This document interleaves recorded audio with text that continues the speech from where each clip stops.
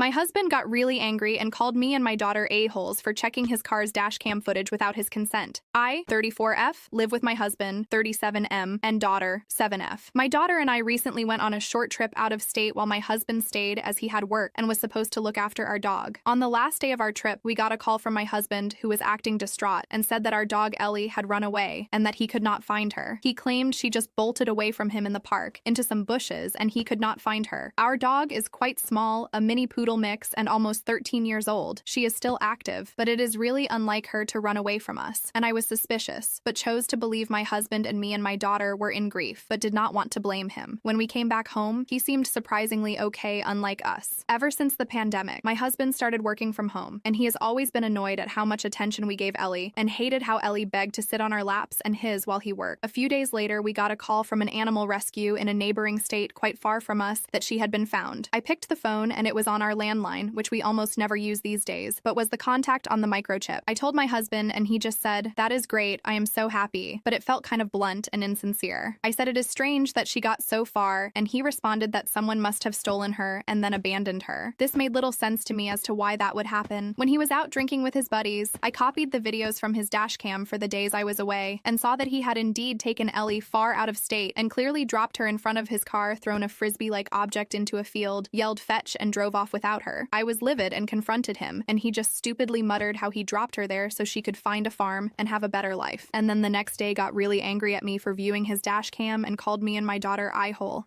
I refused to sign an NDA after a Bible camp youth pastor sexually harassed me. Hi everyone, so I, 18F, need some serious advice, and I really don't know who else to turn to. I'm hoping you all can help me figure out if I'm the eye-hole here. To start, my parents are super religious evangelical Christians. Like, they make me go to church twice a week, and they've got these really strict rules about what's right and wrong in God's eyes. Anyway, a bit of backstory. A few months ago, my parents found out I kissed a girl in high school. They totally freaked out and said I needed to repent for my sins and save my soul or something. They ended up sending me to this Christian summer camp that's run by a big megachurch they trust. I didn't want to go, but I figured it'd be a summer of lectures and prayers. Nothing I couldn't handle, but it was awful. One of the youth pastors there, let's call him Pastor Crete, was totally skeevy. He'd stand way too close, always find a reason to touch my shoulder or back, and would make really inappropriate comments about my appearance and my spiritual journey. It got worse. He started pulling me away from group activities for special counseling sessions, during which he'd pressure me to do things. He said if I didn't comply, he'd tell my parents I was doing Dougs and all sorts of other lies they'd totally believe. I was terrified and felt like I had no way out. He ended up pressuring me into having sex with him multiple times, and I lost my virginity this way. I never consented to any of it and felt so trapped and violated. When the camp ended, I was a mess, but I knew I had to do something, so I reported him to the megachurch. But instead of helping, they offered me and my parents this deal: sign an NDA and a covenant not to sue, and in return, we'd get 3 one-on-one prayer sessions with the big pastor of the megachurch, loyalty status with the church, personal prayers from the big pastor, and a bunch of vouchers and discounts on church events. My parents think this is a big opportunity and are demanding I sign the papers. They're mad at me for leading Pastor Creep on and say he was probably just lonely and sad. They really believe this deal is a way for us to get closer to God and strengthen our faith.